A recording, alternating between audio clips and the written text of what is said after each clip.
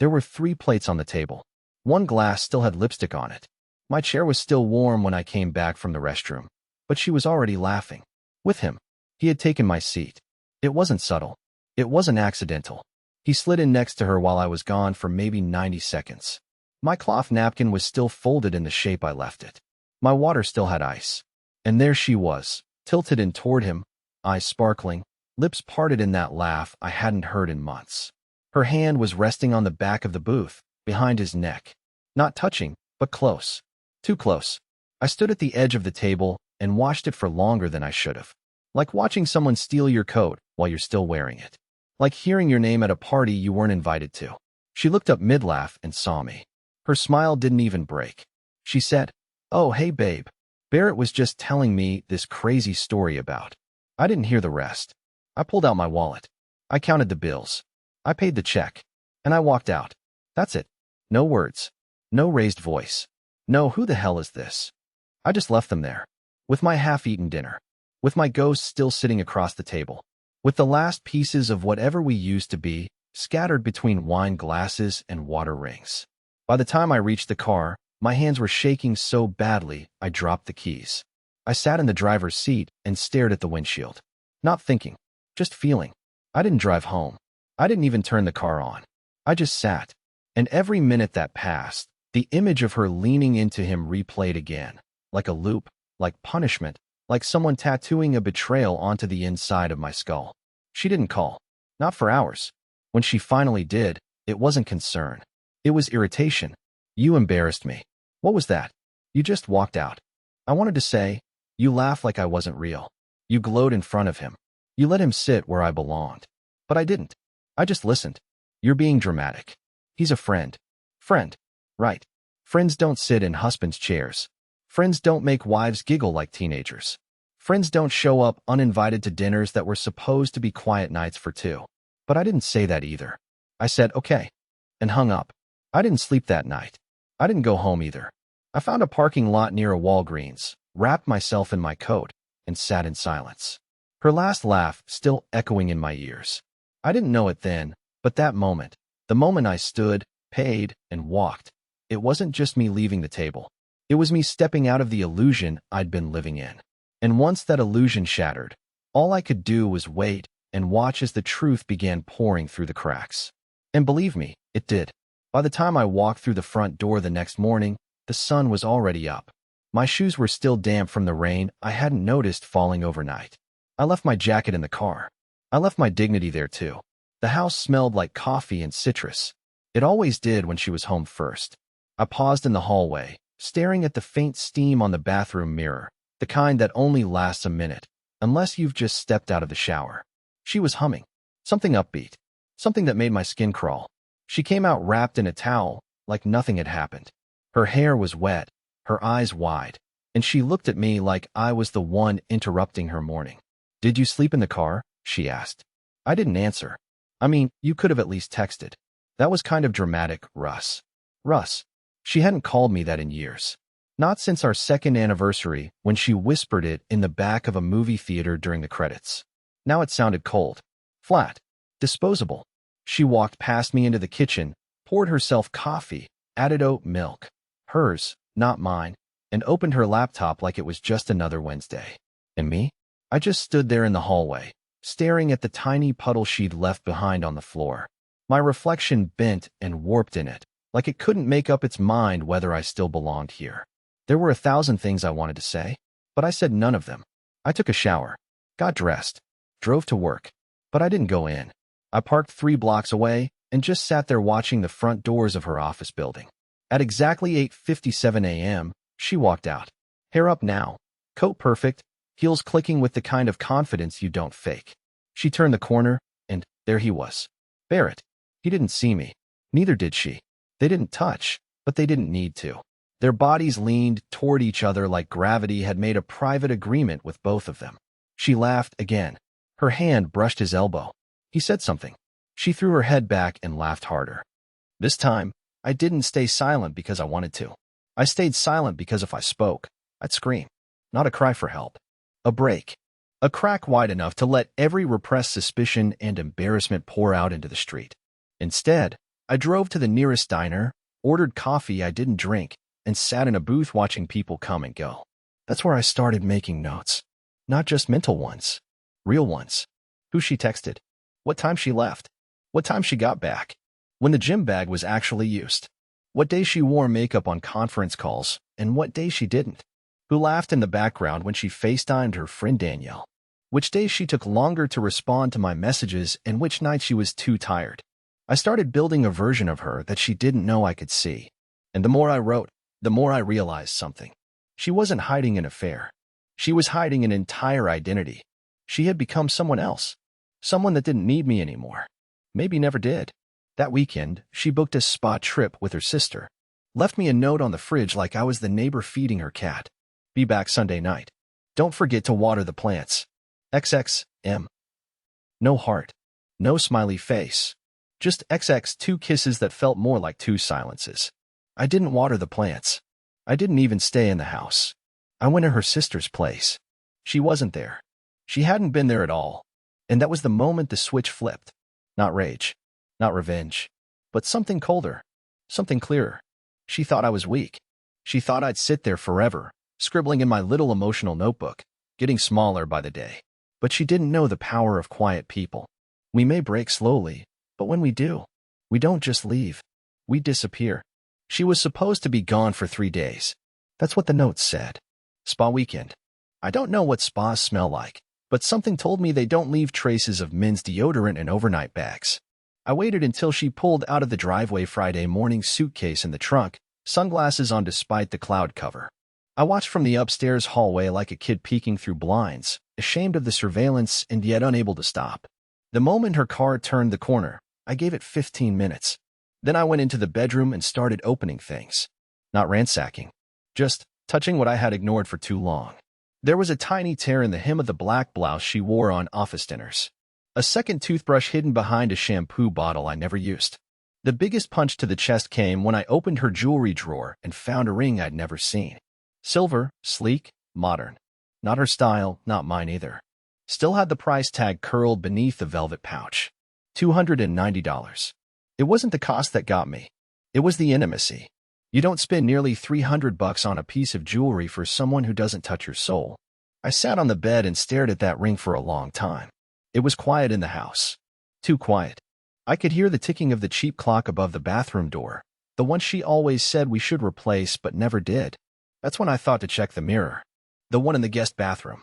The one that always fogged faster than the others. I'd lived in this house for 7 years and never once looked behind it. Not until that day. I pulled it open, more out of instinct than reason. There was a folded note tucked between 2 boxes of allergy pills. At first, I thought it was a receipt. Then I saw the handwriting. Not mine. Not hers. Not casual either. It read, Sunday, same room. I'll bring the record again. Don't forget the red dress. B. I read it 4 times. B. Barrett. Red dress. The one she told me she had donated last year because it was too tight. She hadn't donated it. She just stopped wearing it in front of me. I didn't cry. I didn't punch the wall. I just sat down on the closed toilet lid, that note still in my hand, and exhaled so slowly I thought my lungs might forget how to work. There's a strange kind of pain that comes when a theory becomes fact. It's like grieving 2 versions of yourself at once, the man you were before the lie, and the one who just swallowed it whole. Later that night, I made a decision. I wasn't going to confront her. Not yet. Not with questions. Not with begging. Not even with accusations. I was going to let her arrive home to a house that was still. Familiar. Undisturbed. But by then, I would be gone. Not just emotionally, physically. My name. My trace. My presence. I booked a short-term rental under an old nickname only my high school friends knew. Paid in full. Cash. No email. No trail. Then I made copies of everything, the note, screenshots of her texts to Danielle, GPS tracking from the car I installed months ago when things started feeling off. Quiet little receipts of truth. Not for court. Not for revenge. For me. So I would never, ever doubt myself again. Saturday morning, she sent me a photo from the spa. Her holding a mimosa. You could see the corner of a man's wrist just behind her. Harry. Wearing a ring that wasn't mine. I replied with a thumbs up emoji. That's it. And I meant it. Because when you finally accepted that you're no longer the main character in your own marriage, the only thing left to do is change the script quietly, completely, and on your own terms. And that's exactly what I was about to do. Sunday evening came like a thundercloud no one could see yet. I sat in the corner of a dim Airbnb about 20 minutes outside the city, in a one-bedroom rental above a garage that smelled like forgotten sawdust. The couch was stiff. The air was stale. The Wi-Fi was slow. But for the first time in months, I could actually breathe. She was supposed to be home at 6 p.m. She didn't show. At 6:47, my phone lit up with her first text. "Hey, traffic's a nightmare. Be there soon." I didn't answer. At 7:21. "Where are you? Did you go somewhere?" Still nothing. Then 8:06. "Russell, this isn't funny." By then, I had already forwarded our mortgage documents to my lawyer. I had logged out of all our shared apps, changed my Netflix password, closed the joint checking account. The house? Still in both our names for now. But everything inside it? Already sorted. What I wanted, I took. What she wanted, I left. Except one thing. I left the back door unlocked. Not wide open, just unlocked. Like a final sentence left without a period. Because I wanted her to wonder. To feel the same disorientation I'd been walking through for months. I imagined the moment she got home, dropping her bag at the front door, calling my name once, then twice, then louder. The silence stretching just enough to make the air feel too still. The lights off, but the TV power light blinking faintly, like someone had just been there. The fridge humming. Her wine glass still on the counter from Friday morning. And then the discovery, the empty drawers. The closet half full. My toothbrush gone. The ring box gone. The laptop gone. Not stolen. Not missing. Removed. Consciously. Silently. The silence, I imagined, was what would eat her first. Not a note. Not a voicemail. Not a "we need to talk." Just absence. Around 9 p.m., she tried calling. I let it ring once and then pressed ignore. Then again. And again. 12 missed calls in under an hour. And then she sent it. "What did you do?" 4 words. Not, "Where are you?" Not, "Come home." Not even, "I'm sorry." Just those 4. What did you do? She wasn't worried about me. She was worried about her world. She was worried about what had changed without her permission. What had moved behind her back. What rug had been pulled without warning. And that was the first time I smiled. Not because I wanted to hurt her. I didn't. Not because I felt powerful. I didn't. But because for the first time in forever, I wasn't frozen. I had moved. And now, she was the one trying to catch up. By midnight, she stopped texting. Not because she gave up, because she switched tactics. I got a call from her sister, then her mom. Her mom. A woman who once told me I wasn't quite good enough for Morgan because I worked in IT instead of finance. I ignored them all. I lay on the rental bed in the dark, fully clothed, phone face down, hands behind my head, listening to the sound of absolutely nothing. No lies. No fake laughs. No second toothbrush hiding behind shampoo bottles. And I knew tomorrow, when she called again, it would sound different. More urgent. Maybe even apologetic. But it wouldn't be real. It would be bargaining. Panic disguised as love. And I wouldn't fall for it. Because I already knew what was coming. And she had no idea just how far I was willing to go. By Monday morning, her texts had stopped.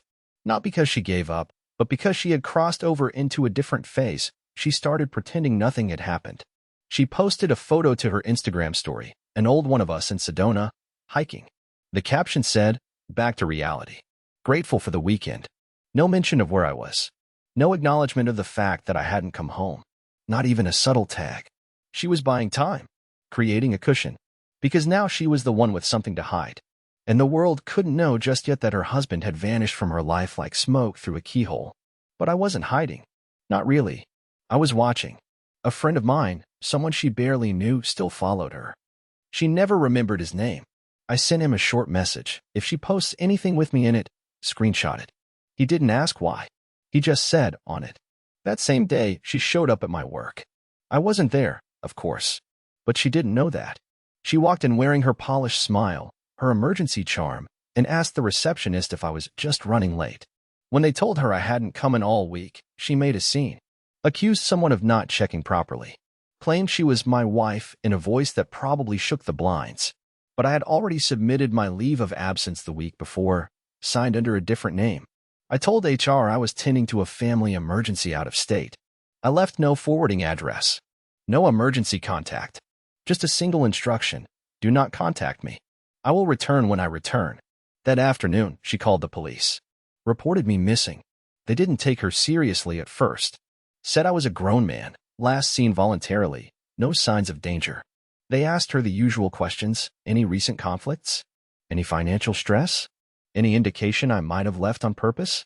She hesitated. Too long. Then she said, no, everything's fine. We've been fine. That lie didn't land well. She posted a second photo the next day, this time just her coffee mug and a book, captioned, taking the day to reset. Self-care is key. Comments poured in from her friends. You deserve it. Always glowing. Where's Russell, though? Eyes. She didn't reply. But that night, she drove to my brother's place. I'd warned him weeks before. Told him if Morgan showed up, to play dumb. And he did, brilliantly. Said he hadn't heard from me. Asked if something was wrong.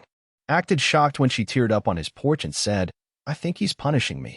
He said he was sure I'd reach out soon. That I probably just needed space. That maybe she should too. The next morning, she sent him a text. I'm starting to think he knew something. Do you think he found out? She was spiraling. And still, I didn't respond. Because this wasn't about revenge. This was about redefinition. You see, when someone betrays you truly, deeply, they don't just break a promise. They break the identity you had around them. And if you stay in that broken space, you become a version of yourself that's only defined by their lies. I refused to be that version.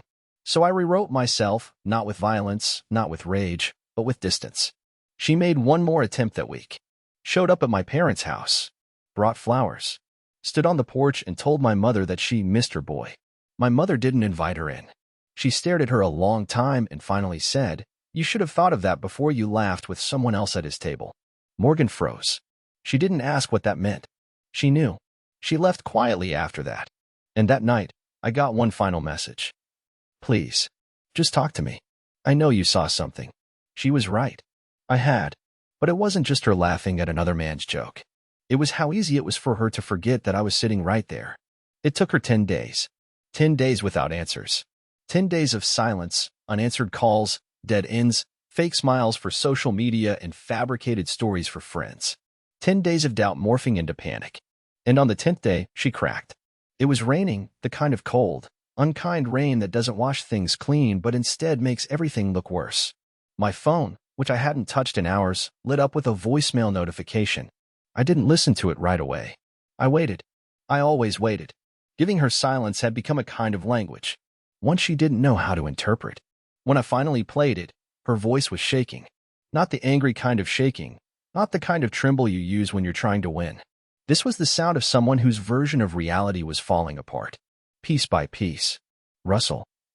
I don't know what to say anymore. I know I messed up. I know you saw something. I'm not going to insult you by pretending I didn't. I didn't think it would mean anything. That night, with Barrett. She paused, took a breath. Okay. Yes. I laughed. I got caught up. But it wasn't what you think. I swear to you. He doesn't mean anything to me. It was stupid. It was a mistake. I just needed to feel something that wasn't numb. I didn't mean to lose you in it. I paused the message right there. It was a classic move, excuse the sin by framing it as emotional suffocation. Rewrite betrayal as survival. I'd seen it coming, word by word, long before she said it. But hearing it still made my stomach twist. She wanted me to believe that everything she did had been unintentional. But when someone chooses to open a secret door, they don't trip and fall through it. They turn the handle. They step inside. She made her choices. And now, I had made mine. Earlier that day, I'd gone back to the house. Just for an hour. She wasn't there. She had gone out, likely chasing another lead or pretending for one of our mutual friends that things were fine. It didn't matter. What mattered was the letter. I left it inside the top drawer of the nightstand. Her side, tucked beneath the box where she kept old concert tickets and receipts she thought were sentimental. I didn't want her to find it immediately. I wanted her to stumble onto it like a bruise she didn't know she had. The letter was short, handwritten. No return address. No signature. You once told me the worst kind of pain is being invisible in a room full of people you love. I finally understand what you meant. There is no anger in me. Just silence. And I've made peace with it. I hope someday you do too. I didn't tell her where I was. I didn't tell her I had already filed.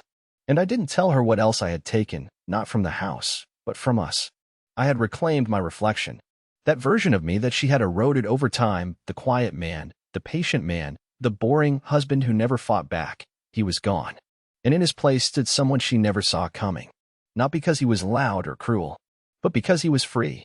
That same day, I got an alert from my bank. She tried to access our joint account. It was gone. Closed. Every cent moved 3 days before she even knew I was missing. The next alert came from the house's Ring camera. She was standing in the doorway holding the letter. She was crying. And for the first time in weeks, I looked at her face, really looked, and felt nothing. No hate. No heartbreak. No desire to be seen. Just the quiet relief of a man who finally chose himself. I wasn't surprised when I heard the knock. Not really. I was staying in a small rental 2 towns over, a quiet neighborhood with tree-lined sidewalks and houses so similar they blurred into each other. I picked the place because it had no memories. No echoes. No reminders of the life I'd walked away from. Everything inside was plain, unfurnished beyond the basics. A beige couch. A thin mattress on a metal frame. A borrowed life, temporary, but mine. The knock came at 10:13 p.m. The rain was already steady by then, tapping the windows in a soft, rhythmic apology for everything I'd once been too afraid to say. I opened the door slowly. It was her. Soaked. Hair clinging to her neck. No umbrella. No coat. Just jeans, a t-shirt, and eyes that looked like they hadn't rested in days. "I figured this is where you went," she said, half a whisper. I didn't say anything. She stepped forward like she might come in, but stopped herself. Looked around. Took a breath that sounded more like a sob she'd swallowed halfway. "I read the letter," she said. "Twice." I nodded. "Once." No words. "You left without letting me explain." I stayed silent. "I know I messed up. I'm not asking for forgiveness. I need to understand. Why didn't you fight me? Russell? Why didn't you scream? Break something? Anything? You just left."